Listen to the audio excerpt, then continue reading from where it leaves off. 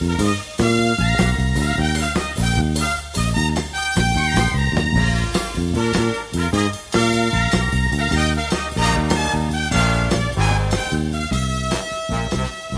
morning, Bucknutters. It's Thursday, March 5th, 2015. If you're in the United States, it's probably snowing. It's certainly awful here in the Gem City. We are joined, as always, on Thursday by Steve Wiltfong, Director of Recruiting for 24/7 Sports, who is working on a tag team today with young Dylan Wiltfong, who's battling a cold. How are the Wiltfongs doing today? It's very frigid here in Indianapolis. Dylan had to stay home with Dad today. He wasn't feeling right the last couple of days, so just wanted to keep him home today, not at the daycare. So me and the little man, I'm the Bucknuts Morning 5 this morning, and I think he's pumped to make his national debut on Bucknuts Radio. Well, as the father of two boys, I would say enjoy that time you got with them. And as I have told Steve several times, and we've corrected this in his vocabulary, just don't tell your wife that you're babysitting today. They don't get into that. What they do get into, or what we get into, is the Buckeyes. I'm going to talk some recruiting here. Steve, one of the things I think that's becoming very interesting on the class of 2016 front, a while back I think there were some very focused quarterback candidates, say Dwayne Haskins and Jared, Guarantano. And now I'm starting to get the vibe that this could be a class where neither one of those guys ends up in there, and another quarterback could possibly hop in.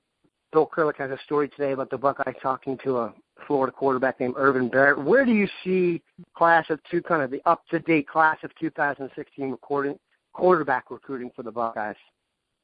Well, obviously at one point I think everyone on Bucknuts knows that I had Dwayne Haskins to Ohio State at one point. They were certainly the clear leader, and that was the school he grew up rooting for, but I think as he's dived into the process, some other schools may have emerged. Ohio State's still on the board for him, and new commit Terrell Hall told me that he's going to be working on both these guys that you mentioned, Dwayne and Jarrett. And during the fall, especially around the time when Jarrett visited for the Ohio State-Michigan game, I definitely thought the Buckeyes were the team to beat then. But again, the process has continued, and things that are important to these young men, has maybe changed the situation a little bit. I think with Ohio State taking two stud quarterbacks in 2015, that may be tough for them to get a stud quarterback in 2016. Now, with that being said, I'm certainly not ruling it out, and they got good names on the board. We've talked about two of them. Bill's got a story on Woody Barrett this morning.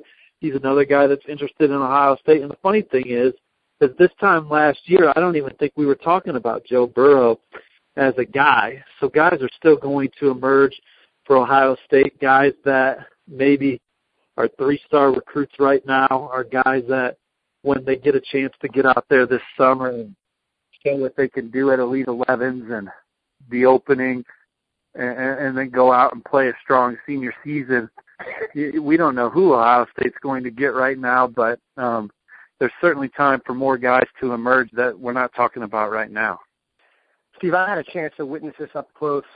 In my history, I covered recruiting in the D.C., Maryland, Virginia area for an extended period of time and saw what Larry Johnson could do.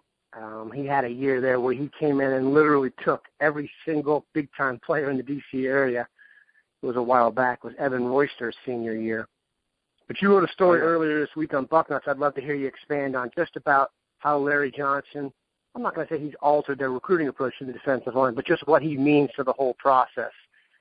He's an absolute veteran. I don't think I can provide any analysis that an avid Bucknuts or Penn State reader couldn't provide. I mean, you're talking about a veteran, a guy that's churned out NFL talent, and then on the recruiting trail, just does a really good job of not only earning the trust of the prospect, but his circle of trust. So whether that's a parent, guardian, high school coach, Larry Johnson does a good job of building a rapport with everyone that's necessary to earn a commitment. Terrell Hall, what a get. And I had wrote a few days before he committed to Ohio State, he had visited Maryland the week before, and I wrote in there that, Maryland was in there, but Ohio State was up there as perceived team to beat, and he pulled the trigger much sooner than I thought he would, but a huge get.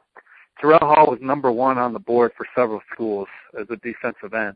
So that's the type of talent Ohio State's bringing in. A true flat-out blue-chip stud, a guy that we moved into our top 50 after talking to sources on the next level.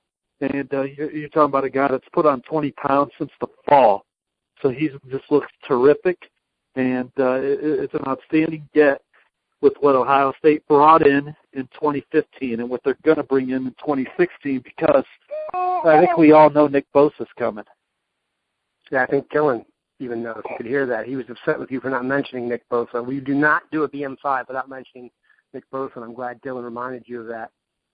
Quickly before we let you go and tend to your fatherly duties, you were on the road last weekend. Did you see anything that you wanted to share with us?